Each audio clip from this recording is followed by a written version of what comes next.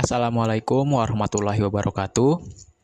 Pada kesempatan kali ini, saya akan coba untuk memaparkan hasil pekerjaan tugas pada mata kuliah Studi Komparatif Pendidikan Dasar di berbagai negara.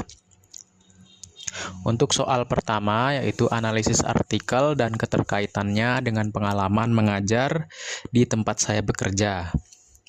Yaitu yang pertama, analisis dan paparan hal-hal penting dari artikel. Artikel yang saya ambil berjudul Transformasi Pendidikan Dasar Melalui Sekolah Responsif Gender, Studi Eksperimen Terhadap Peningkatan Kesetaraan dan Inklusi, yang ditulis oleh Kemil Wahidah dan Ahmad Fatoni pada tahun 2025, yang meneliti pengaruh intervensi sekolah responsif gender atau SRG terhadap peningkatan kesetaraan dan inklusivitas di SD Muhammadiyah 1 Candi Lab School Umsida. Penelitian ini dilatar belakangi oleh masih kuatnya stereotip gender dalam materi pembelajaran, interaksi sosial, serta minimnya pemahaman guru mengenai pendidikan responsif gender. Penelitian menggunakan metode eksperimen dengan desain one group pretest, post-test yang melibatkan guru, siswa, dan orang tua sebagai responden. Instrumen penelitian berupa kuesioner, wawancara, dan observasi yang mengukur sikap, pengetahuan, serta praktik responsif gender sebelum dan sesudah pelatihan. Hasil penelitian menunjukkan peningkatan signifikan setelah pelatihan SRG diterapkan. Beberapa hasil penting diantaranya yaitu kebijakan sekolah responsif gender meningkat dari 40% menjadi 85%. Alokasi anggaran untuk kegiatan kesetaraan gender meningkat dari 30% menjadi 80%. Interaksi nilai kesetaraan gender dalam RPP naik dari 25% menjadi 75%. Partisipasi siswa laki-laki dan perempuan menjadi lebih seimbang, yaitu 35% menjadi 80%. Media pembelajaran mulai bebas stereotip, yaitu 20% menjadi 70%. Dan kesadaran guru terhadap isu gender naik dari 40% menjadi 85%. Secara keseluruhan, pelatihan SRG terbukti mampu meningkatkan kebijakan, pembelajaran, dan kesadaran warga sekolah terhadap pentingnya kesetaraan gender. Namun, aksesibilitas fasilitas bagi penyandang disabilitas masih perlu ditingkatkan agar benar-benar inklusif. Selanjutnya yaitu keterkaitan dengan pengalaman ketika saya mengajar di tempat saya bekerja. Pengalaman mengajar saya memiliki banyak kesesuaian dengan hasil penelitian tersebut. Dalam praktek sehari-hari masih terlihat adanya kecenderungan peran tradisional berdasarkan gender di kelas. Misalnya anak laki-laki lebih sering dipilih menjadi pemimpin kelompok atau tampil di depan kelas dibandingkan anak perempuan. Sebagai guru, upaya untuk mengurangi bias tersebut dilakukan dengan memberi kesempatan yang setara kepada siswa laki-laki dan perempuan dalam kegiatan belajar, diskusi, maupun praktik. Dalam penyusunan RPP, nilai-nilai kesetaraan juga mulai diintegrasikan dengan menampilkan contoh-contoh tokoh laki-laki dan perempuan yang berprestasi agar siswa memahami bahwa potensi tidak ditentukan oleh jenis kelamin. Lingkungan belajar di tempat saya mengajar juga telah diarahkan menjadi ramah anak dan inklusif.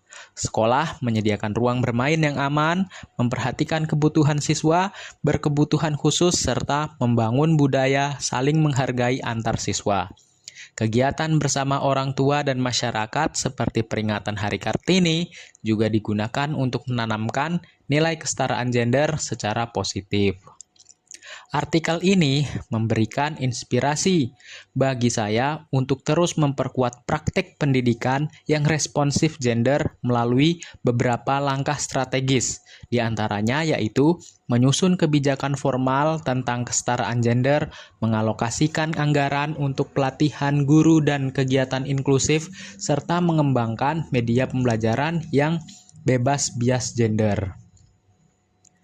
Dengan demikian, hasil penelitian tersebut memperkuat keyakinan bahwa penerapan prinsip sekolah responsif gender di tempat saya mengajar dapat membantu mewujudkan pendidikan dasar yang adil, setara, dan inklusif bagi semua peserta didik. Selanjutnya untuk artikel yang kedua, yaitu analisis artikel dan keterkaitannya dengan modul MPDR 5302. Hal-hal penting dalam artikel, yang mana saya ambil artikel dengan judul Gender Difference in Defending Behavior Among Elementary School Students Trained in a Bullying Bystander Program is Self-Esteem a Moderator, yang ditulis oleh Domas, Midgate, dan Pick pada tahun 2023. Fokus penelitiannya yaitu perbedaan perilaku membela antara siswa laki-laki dan perempuan, peran self-esteem dalam memoderasi perilaku membela setelah pelatihan STAC, yaitu program Bystander Anti-Bullying.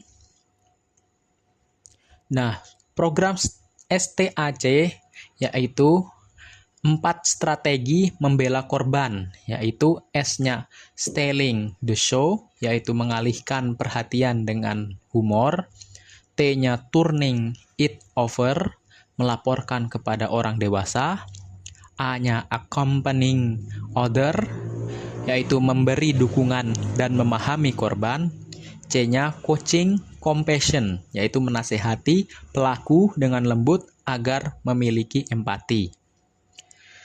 Temuan utamanya yaitu perempuan lebih sering membela korban dibanding laki-laki. Self-esteem berperan penting dalam mendorong keberanian membela. Perempuan dengan self-esteem tinggi paling aktif dalam melaporkan dan menasehati pelaku. Strategi stealing the show lebih banyak digunakan oleh siswa yang memiliki self-esteem tinggi, baik laki-laki maupun perempuan. Implikasinya yaitu program anti-bullying perlu memperhatikan faktor gender dan self-esteem. Penting menciptakan budaya sekolah yang mendukung keberanian membela korban. Sementara keterkaitan artikel dengan materi modul MPDR 5302 yaitu yang pertama, modul MPDR 5302 menekankan bahwa sekolah harus menjadi tempat yang aman bagi peserta didik. Artikel ini mendukung pentingnya lingkungan bebas kekerasan atau bullying. Yang kedua, peran guru sangat penting dalam mencegah bullying melalui keteladanan, komunikasi, empatik, dan penegakan aturan protektif. Yang ketiga, program STAC sejalan dengan pendidikan karakter dan sosial emosional dalam modul, termasuk pengembangan empati, kepedulian, dan gotong royong. Yang keempat, self-esteem adalah bagian dari penguatan mental peserta didik yang juga dibahas dalam modul sebagai fondasi perilaku proporsional. Kesimpulannya yaitu, artikel ini menegaskan bahwa pencegahan bullying memerlukan pembelajaran, keterampilan intervensi pada siswa, penguatan empati, serta dukungan lingkungan sekolah. Hal ini selaras dengan tujuan modul MPDR 5302 yang berfokus pada perlindungan peserta didik dan pembentukan karakter melalui lingkungan belajar yang aman, inklusif, dan mendukung kesejahteraan siswa. Sekian tugas dari saya. Wabillahi taufik wal hidayah. Wassalamualaikum.